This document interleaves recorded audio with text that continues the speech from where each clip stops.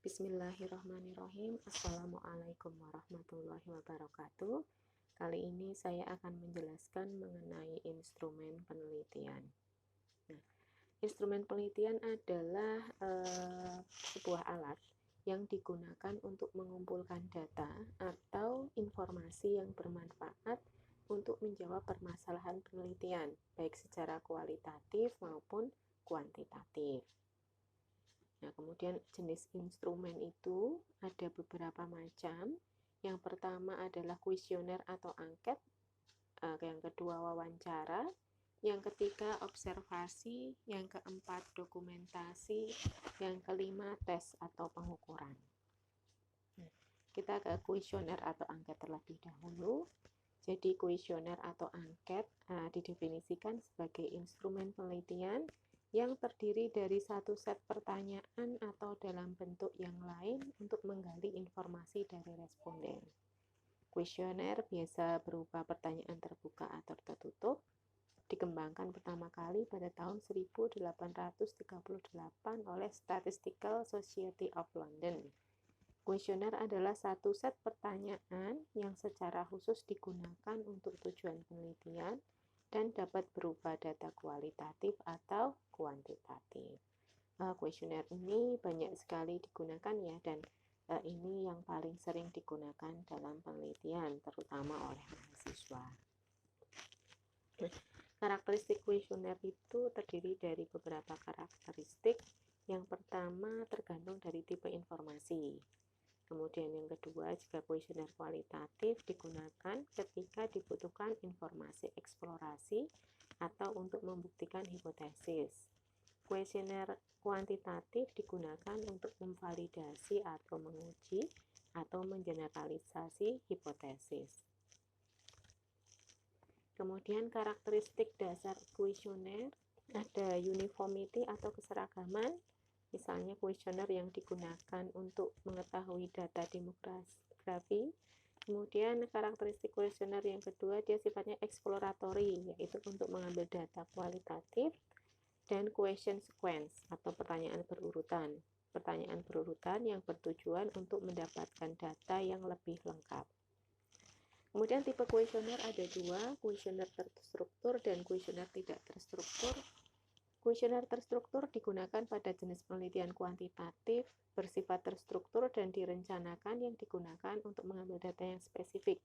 Sedangkan kuesioner tidak terstruktur digunakan untuk jenis penelitian kualitatif, mempunyai pertanyaan bercabang, pertanyaannya termasuk pertanyaan terbuka. Yang kemudian ada tipe pertanyaan dalam kuesioner. Yang pertama open-ended question atau pertanyaan terbuka. Biasanya digunakan pada penelitian kualitatif. Responden bebas menjawab. Jadi jawabannya itu bebas. Mau panjang, mau pendek, itu terserah dari responden. Kemudian ada tipe pertanyaan dikotomi atau dichotomous question. Dia sifatnya pertanyaan tertutup yang hanya dijawab dengan yes atau no. Ya atau tidak, ada dua pilihan. Kemudian yang ketiga multiple choice question, sifatnya juga pertanyaan tertutup.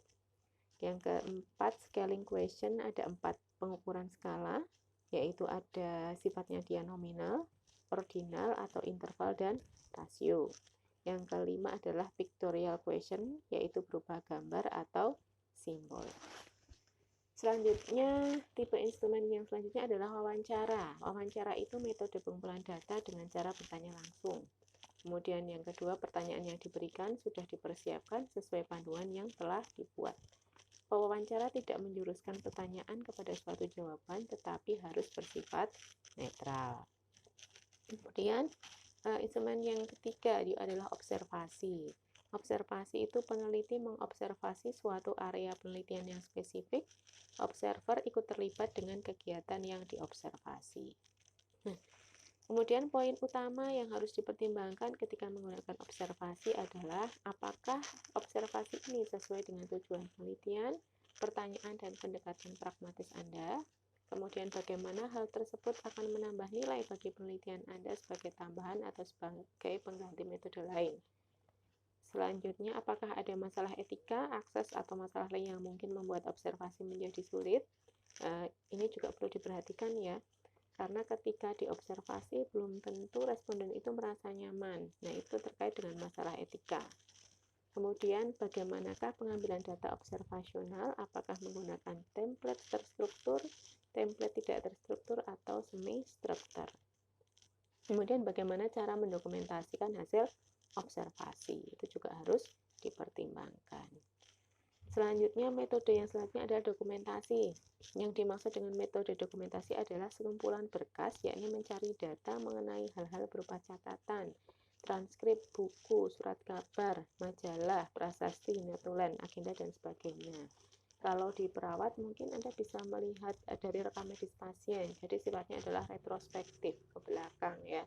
Misalnya rekam medis, catatan perjalanan penyakitnya itu seperti apa, atau data-data ketika dia hospitalisasi. Jadi melihat dokumentasi. Nah, selanjutnya adalah tes atau pengukuran. Tes adalah serentetan pertanyaan atau latihan serta alat lain yang digunakan untuk mengukur keterampilan, pengetahuan, intelijensi, kemampuan atau bakat yang dimiliki oleh individu atau kelompok. Kalau di dalam keperawatan mungkin adalah contoh pengukuran tekanan darah, berat badan, gula darah, dan sebagainya. Itu adalah salah satu contoh instrumen penelitian yang berupa pengukuran. Selanjutnya, ciri instrumen yang baik itu seperti apa? Instrumen yang baik harus memiliki karakteristik sebagai berikut. Yang pertama adalah valid atau sahih, sehingga harus memenuhi uji validitas. Yang kedua adalah reliable atau reliabilitas. Yang ketiga sensitif, yang keempat objektivitas tinggi, dan yang kelima adalah visibilitas baik. Untuk validitas adalah kemampuan alat ukur untuk mengukur apa yang seharusnya diukur. Jadi ketika Anda misalnya mempunyai sebuah instrumen kuesioner atau angket, pertanyaan-pertanyaan di dalam kuesioner itu apakah sudah bisa untuk mengukur data yang ingin Anda dapatkan. Itu adalah disebut sebagai validitas. Kemudian macam-macam validitas ada 4, ada validitas rupa atau face validity, validitas isi atau content validity, validitas konstruk, dan validitas kriteria atau empiris. Validitas rupa atau face validity mungkin mudahnya begini: pemeriksaan terhadap item-item tes memberi kesimpulan bahwa tes tersebut mengukur aspek yang relevan. Dasar penyimpulannya lebih banyak diletakkan pada common sense atau akal sehat. Contoh pengukuran kejujuran dan kecerdasan. Jadi misalnya kita mengetes seseorang, menguji seseorang dengan wawancara atau ketika dia dengan penampilannya. Nah, itu salah satu contoh face validity. Dan kita menyimpulkan dari penampilan orang tersebut bagaimana penampilannya. Kemudian validitas isi. Validitas isi itu mengacu pada ketepatan pengukuran didasarkan pada isi atau konten instrumen untuk memastikan bahwa item skala yang digunakan sudah memenuhi keseluruhan isi konsep atau kesesuaian item. Nah, itu disebut sebagai validitas isi. Selanjutnya, langkah-langkah dalam membuat validitas isi. Yang pertama, melakukan literatur review yang relevan dengan item, kemudian melakukan content validity survey. Kadang tidak perlu, bermanfaat, tapi tidak penting dan penting. Kemudian, hasil survei dikonsulkan kepada expert, melakukan uji validitas item, dan item yang tidak signifikan dieliminasi. Nah, selanjutnya validitas konstruk. Saya jelaskan secara simpel saja. Jadi uji validitas konstruk adalah uji validitas yang tujuannya untuk menguji suatu instrumen sehingga bisa dikatakan valid menurut konstruksinya. Jadi konstruksi di sini artinya kaidah-kaidah penulisan instrumen yang benar sehingga instrumen tidak ambigu atau multitafsir ketika diberikan kepada responden. Kemudian validitas kriteria. Kriteria atau validitas konkret adalah sejauh mana suatu ukuran terkait dengan suatu hasil. Mengukur seberapa baik satu ukuran untuk memprediksi ukuran yang lain. Tes seperti ini berguna untuk memprediksi penampilan atau perilaku di situasi yang berbeda. Misalnya lampau, sekarang, dan masa depan. Selanjutnya ke pengujian validitas. Pengukuran yang dilakukan dengan menggunakan instrumen supaya dapat memberikan kesimpulan yang tidak keliru, perlu dilakukan pengetesan yang valid dan reliabel. Uji validitas adalah sejauh mana ketepatan dan kecermatan suatu alat ukur dalam melakukan fungsi tugasnya. Nah, misal suatu instrumen digunakan untuk mengukur atribut X dan ternyata mampu memberikan informasi tentang atribut X itu, maka instrumen tersebut dinyatakan valid.